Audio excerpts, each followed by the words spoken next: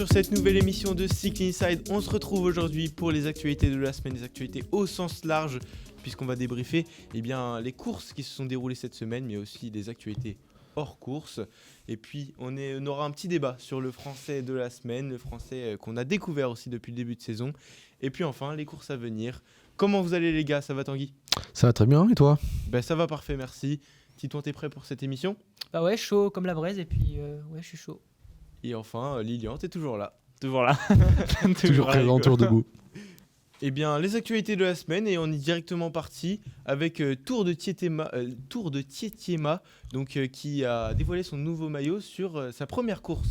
Oui, c'est ça, l'équipe dirigée par Bas Tietema, qui est également sponsorisée par Unibet.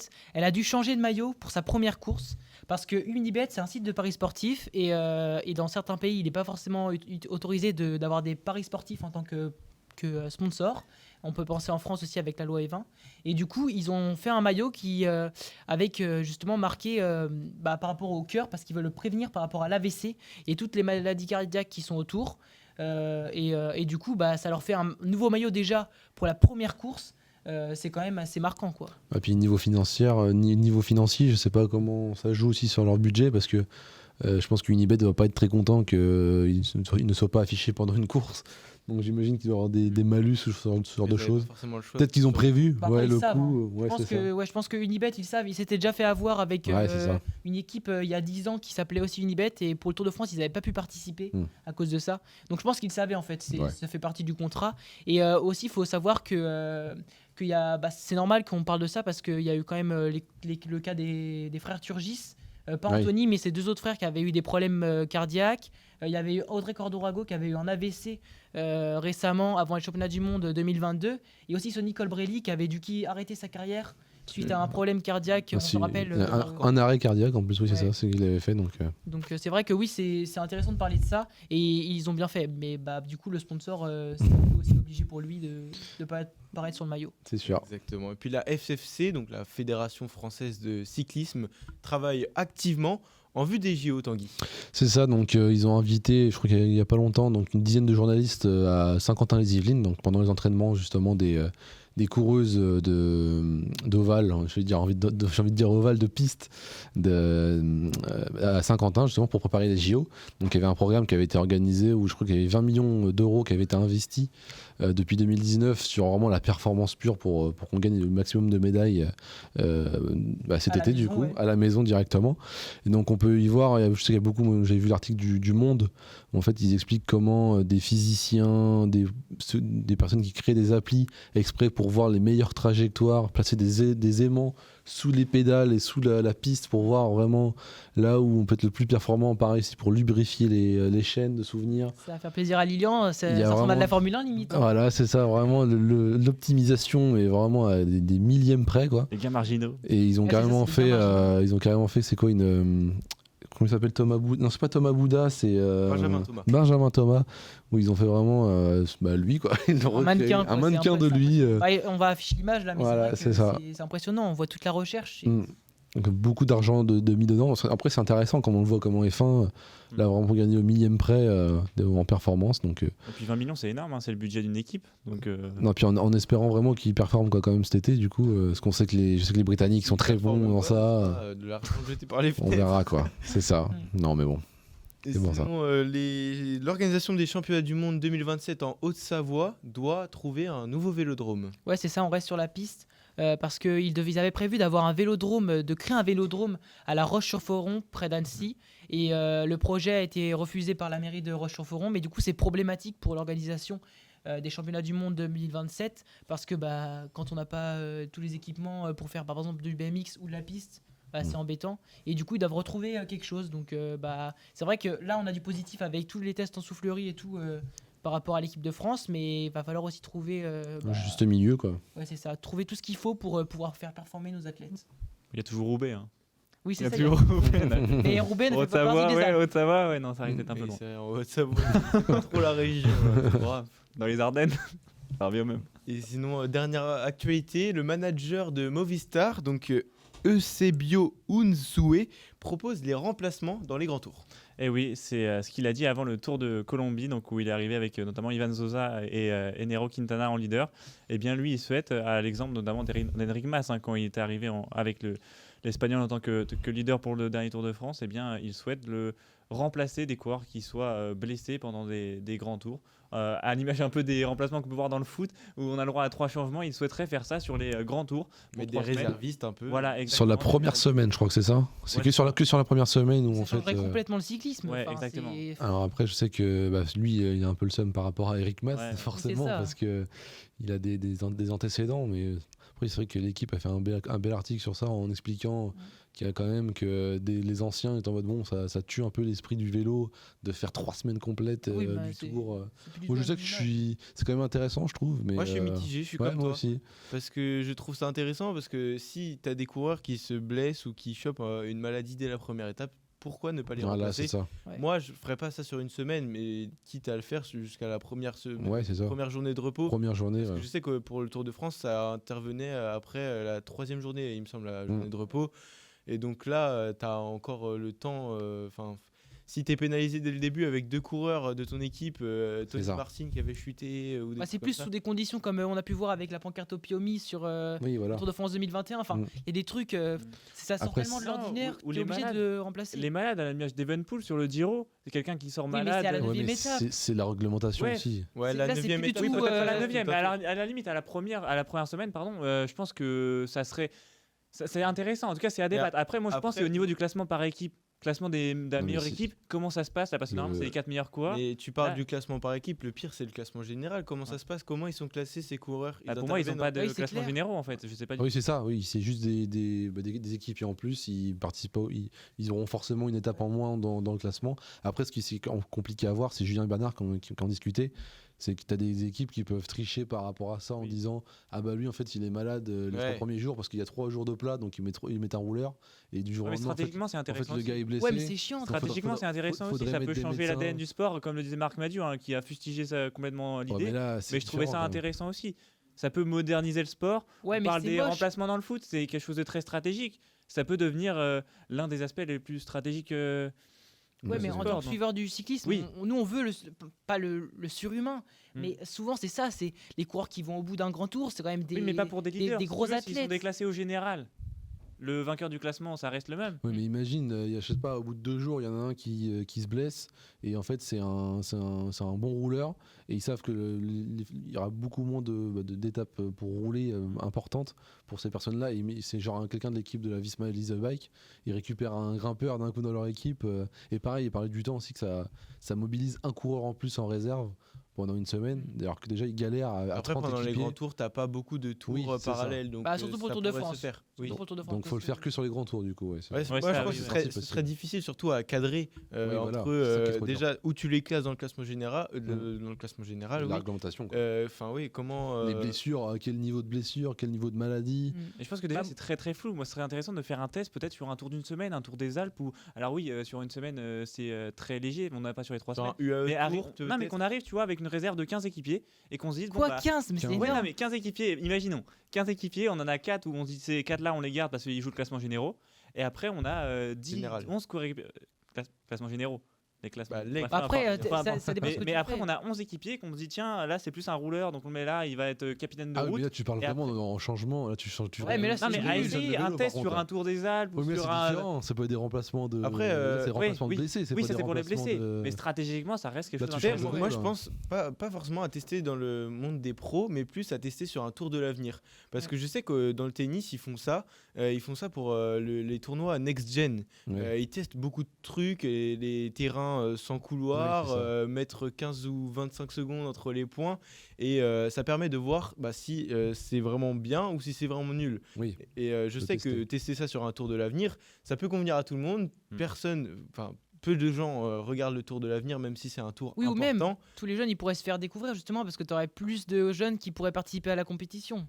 Donc c'est vraiment le bon Ouais, et endroit, puis tu même, vois. Ouais, pareil, mais t'as pour le des classement jeunes de général, second ouais. niveau qui pourraient participer au Tour de l'Avenir en tant que réservistes, et puis ça rajoute du peps, je trouve, au truc. Ouais, Donc, bah. tester ça sur un Tour de l'Avenir, pourquoi pas. Tester ça sur un Tour pro, Ouais. je suis pas pour. À la limite, Ouais. pour les 2 premiers jours, ça passe, mais après, ça Ouais, devrait c'est ça. vraiment trop Faut vraiment révolutionner. Ça fait bizarre parce Mais que ça serait moche, regarde, attends, on l'a vu avec Van Der Poel qui quitte le Tour en plein Oui. milieu vers 2021-2022, bah on était tous bah C'est un pour les peu JO en on 2021. trouvait ça un peu peu nul en mode dégoûté, ouais. bah c'est nul, il va au Tour comme ça pour faire le beau, puis ensuite il part juste pour Ouais, les mais JO, enfin tu vois, ça casse mais un peu ensuite, toute la il gagne les dynamique. championnats du monde, donc il y a un aspect stratégique derrière très intéressant. Donc, Après on n'est pas au je pense pour une équipe, oui, c'est ça, c'est que sinon c'est sport collectif effectivement. C'est vrai que ça Bah, c'est un sport dénaturalise un collectif. peu l'aspect du cyclisme, Ah bah, du clairement. dépassement de soi-même et du coup des grands tours. C'est pour ça que tester sur un Tour de l'Avenir, moi je dis pourquoi pas.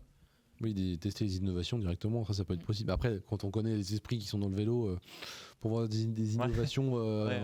on va attendre. Hein, parce que c'est pas. Après, peut-être que CVC qui va arriver avec Netflix en mode bon, venez, on va rajouter ça, ça, Oui. ça et ça. Mais bon, Oui, avoir j'ai du Netflix mal peut à apporter une croire, nouvelle ère aussi. Donc, ouais. j'ai du mal à croire à des innovations comme ça. Quoi. Surtout comment tu vois les réactions qu'il y a eu déjà dans le peloton par rapport à cette déclaration. Quoi. Donc, Il y a déjà trop de réformes UCI, alors les coureurs ils sauront plus mettre un pied devant l'autre, enfin C'est une ça. pédale devant l'autre.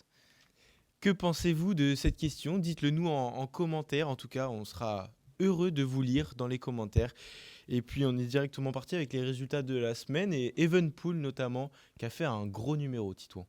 Ouais, j'ai regardé ça attentivement. Bon, alors c'est vrai que sur une grande partie de la course, c'était un peu ennuyant parce que le gazier, il part à 55 km de l'arrivée. Alors ok, il décide de mettre une attaque voilà, pour sa reprise directement, il réfléchit pas. Ou alors si, il réfléchit, mais qu'il était vraiment sûr de ses capacités.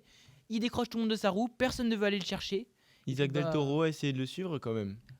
À contre-temps, et puis il s'est fait avaler par le peloton. Lui, il s'est fait ravaler hyper vite. Evenepoel, il n'a pas bronché. Il a gardé toujours 1 minute 30, 2 minutes d'avance sur le peloton. La Quick-Step avait fait un gros écrémage avant. En fait, la course était gagnée à un petit 55 contre-la-montre, km de quoi. l'arrivée. Ouais, c'est ça. Et puis, il y avait son nouveau lieutenant, Mikel Landa, qui était aligné sur la course. Ça a été intéressant de voir les deux alignés, même si Mikel Landa n'a pas forcément servi. Mais bon, c'est une première course, une première découverte pour les deux. Et un autre qui a été hors norme, c'est Mats Pedersen sur le Tour de la Provence.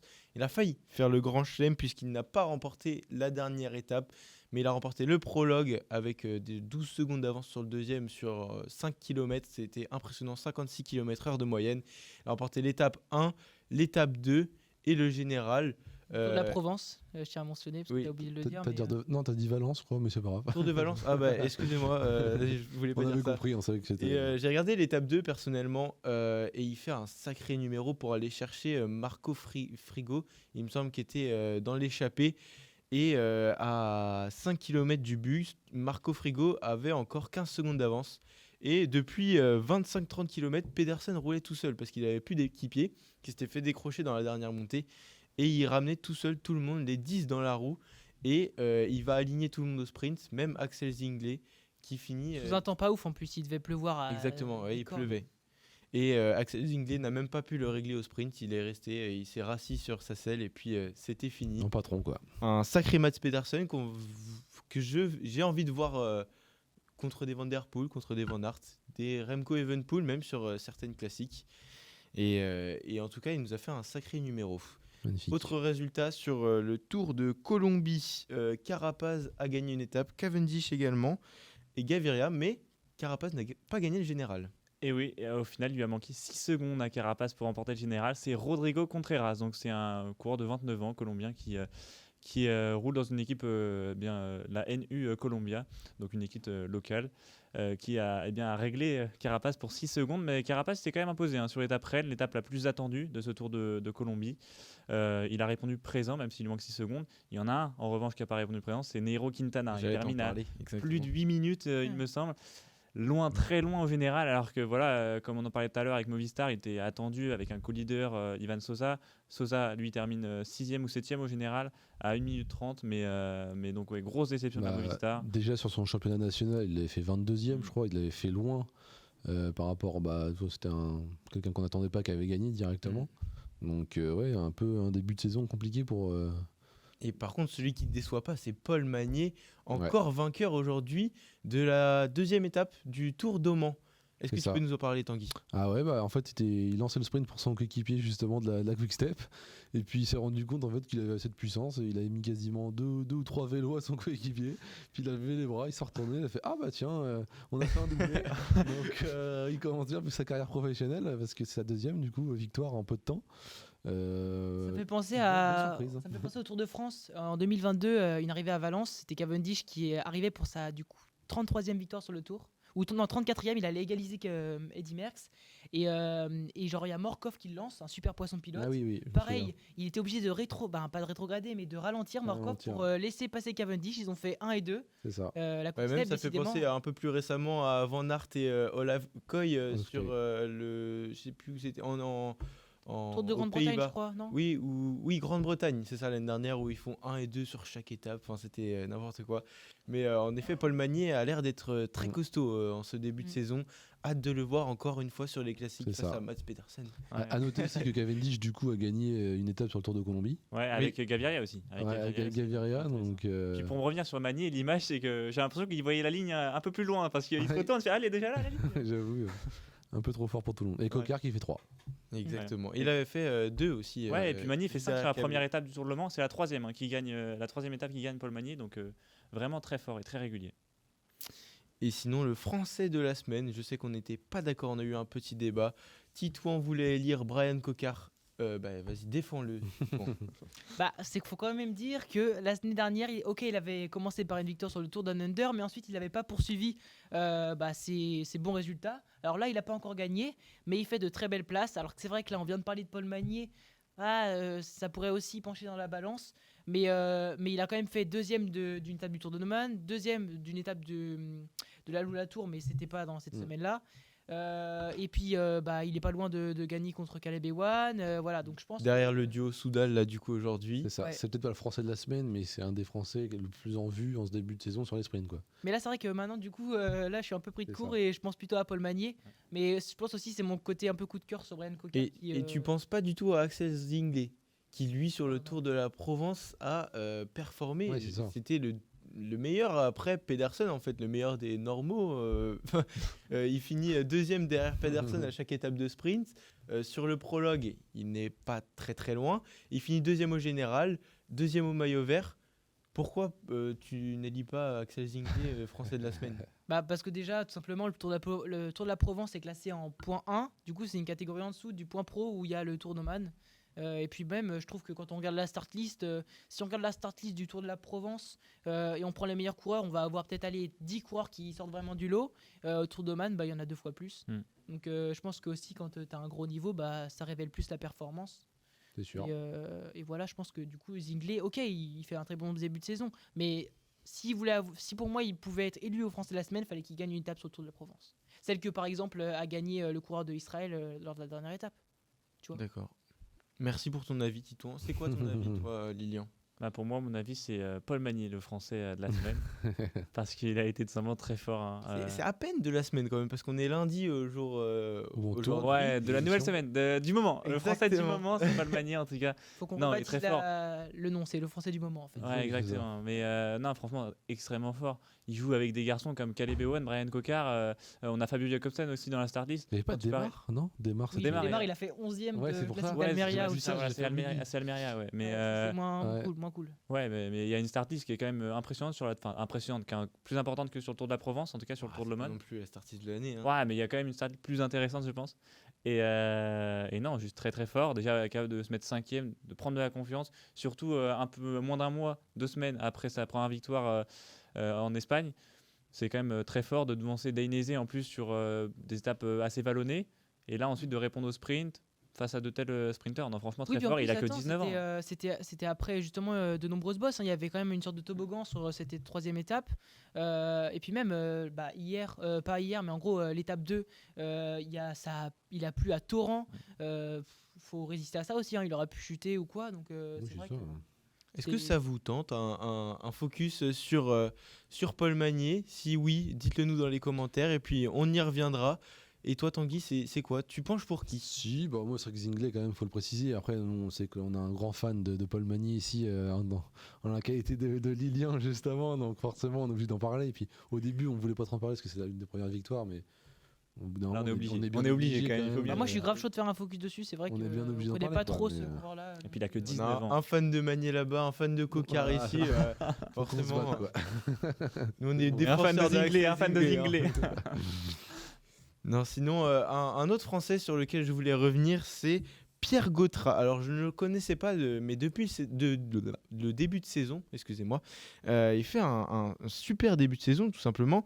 Il a fini deuxième de la Ruta della Ceramica en début d'année, qui est quand même une classique point reconnue dans le Castellón en Espagne. Et il fait après quatrième, juste derrière Kevin Vauquelin du GP de la Marseillaise. Oui, c'est vrai. Et là, il finit premier du classement des meilleurs jeunes. Est-ce que tu le connaissais, Titouan? Ouais, je le connaissais. C'est vrai qu'il n'avait pas fait autant de résultats que par le passé. Mais bon, en même temps, il est, Après, il à est au noter début qu'il de a sa que carrière 21 ans, pro. Voilà, c'est ça, exactement. il est au début. Hmm. Alors, il est peut-être un peu trop vieux pour des gars comme Isaac Del Toro, je sais pas. Mais en tout cas, il est quand même au début de sa carrière pro. Donc oui, voilà, je pense que c'est un gars qu'il va falloir surveiller. Pour l'instant, je dirais pas que c'est le français pour l'instant du moment parce que faire 6ème sur le Tour de la Provence, c'est facile. J'ai regardé ses résultats. Enfin, c'est facile. Ouais. Je vais pas C'est dire- trop simple, c'est trop simple, écoute. Non, mais easy, en gros- easy. non, mais ce que je veux dire, c'est que si tu regardes les résultats, il a fait 11e, 12e, 18e. En fait, c'est qu'il joue bien placé. Donc peut-être que ça pourrait Exact. être intéressant sur une course par étape plus longue parce Ouais. que tu peux t'affirmer sur ça. De fait de toujours être bien placé, de savoir, bref, manœuvrer Ouais, comme. il y a quand même un art à bien se placer, ça. notamment sur les sprints. Sur le prologue, il a bien roulé, il finit 11e. C'est quand même un beau tour qu'il nous fait. Peut-être un super équipier à l'avenir, hein, parce que des fois, quand on n'est pas forcément capable d'aller chercher la victoire, mais d'être toujours bien placé, ça peut être un équipier de luxe, un lieutenant. Après, il se découvre encore à 21 ans. Il vient tout juste de rentrer chez AG2R. Il a encore du temps. Il a des équipiers qui vont pouvoir l'épauler. Hein, la personne Oui, c'est notamment ça. de Sam Bennett ou même de Ben O'Connor. Qui a gagné d'ailleurs en plus récemment sur une classique. Alors là, je viens d'oublier le nom et puis en plus on ne l'a pas noté, mais il vient de gagner. Première victoire de Decathlon H2R la mondiale. Et puis en plus, depuis son coup d'éclat sur le Tour 2021, on ne le voyait plus à l'avant. Donc oui, ça pourrait être Ça va lui faire du bien. Bien Bon à pour la- pourrait être bon pour la confiance, quoi. un bon maître pour Pierre Gautra. Et sinon, les courses à venir la semaine prochaine, il y aura du lourd. Notamment, ça va commencer dès le début avec la Volta ao Algarve M Bicicleta pour dire le nom en entier. Une course pro team par étape. Et ensuite, on va continuer avec la Vuelta a Andalucía. Mais le tour qui nous intéresse, c'est l'UAE Tour. Un tour de 8 étapes. Tu me dis si je me trompe, Titouan, mais il me semble Non, que c'est bien ça. 8 ou 7 8 8 étapes. Et couru dans le désert, du coup, le désert, au pays ouais. de l'équipe de Pogacar, avec du coup de nombreuses étapes de sprint, mais quand même deux étapes avec tout plat. Et comme par hasard, comme un terril dans le nord de la France, là c'est pas le nord de la France, deux montées, c'est le Jebel Jaïs et un autre nom mais qui ressemble. Et du coup ça c'est des montées avec 20 km, 5% Ouais. de moyenne, là c'est terrible quoi. C'est Au un, début peu, de la c'est saison. un peu plus que 5%, il me semble. Ah, ok.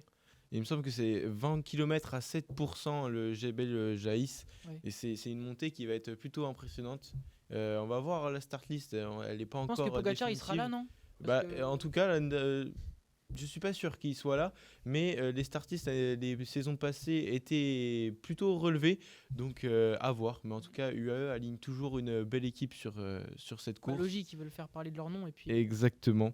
Sinon, vous pourrez aussi regarder la classique VAR ou le Tour des Alpes-Maritimes, un tour de 2 jours. Enfin, le Tour du Rwanda.